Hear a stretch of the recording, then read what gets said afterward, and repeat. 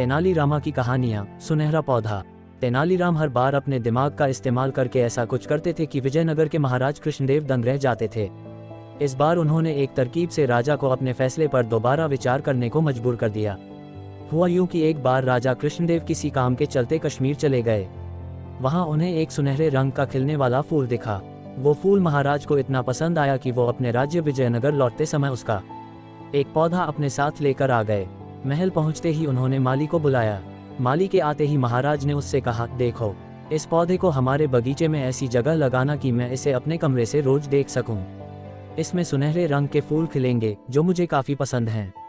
इस पौधे का काफी ख्याल रखना, अगर इसे कुछ भी हुआ तो तुम्हें प्राण दंड भी मिल सकता है।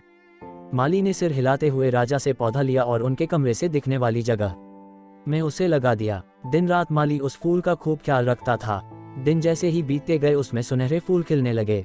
रोज राजा उठते ही सबसे पहले उसे देखते और फिर दरबार जाते थे। अगर किसी दिन राजा को महल से बाहर जाना पड़ता था तो उस फूल को न देख पाने के कारण उनका मन दुखी हो जाता था। एक दिन जब राजा सुबह उस फूल को देखने के लिए अपनी खिड़की पर आए तो उन्हें वो फूल दिखा ही नहीं।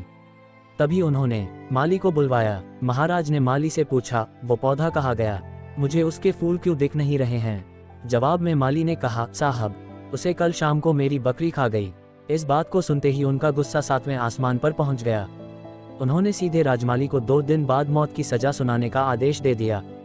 तभी वहां सैनिक आए और उसे जेल में डाल दिया। माली की पत्नी को जैसे ही इस बारे में पता चला, वो दरबार में राजा से फरियाद करने पहुंची। गुस्से में महाराज ने उसकी एक बात न सुनी। रोते रोते वो दरबार से जाने लगी। तभी एक व्यक्ति ने उसे तेनालीराम से मिलने की सलाह दी। रोते हुए माली की पत्नी ने तेनालीराम को अपने पति को मिली मौत की सजा और उस सुनहरे फूल के बारे में बताया। उसकी सारी बात सुनकर तेनालीराम ने उसे समझा बुझाकर घर भेज दिया।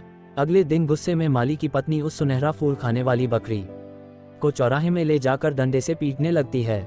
ऐसा करते करते बकरी अधमरी हो गई। विजयनगर राज्य में पशुओं के साथ इस तरह का व्यवहार करना मना था।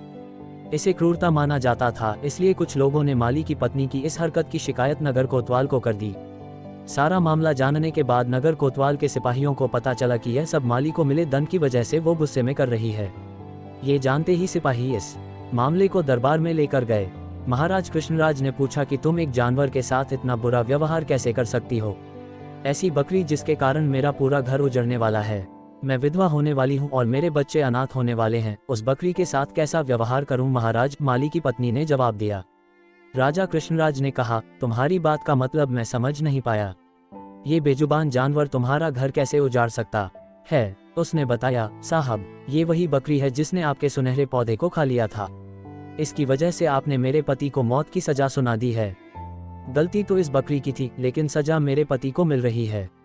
सजा असल में इस बकरी को मिलनी चाहिए, इसलिए मैं इसे डंडे से पीट रही थी।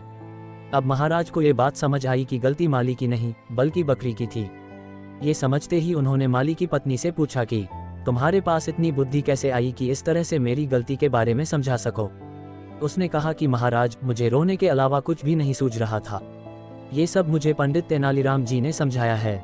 एक बार फिर राजा कृष्णराय को तेनालीराम पर गर्व महसूस हुआ और उन्होंने कहा कि तेनालीराम, तुमने मुझे एक बार फिर बड़ी गलती करने से रोक दिया।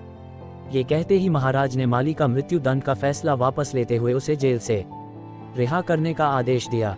साथ ही तेनालीराम को उनकी बुद्धि के लिए 50,000 स्वर्ण मुद्राएं उपहार के रूप में दी।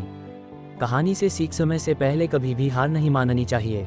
कोशिश करने से बड़ी मुसीबत से निपटा जा सकता है।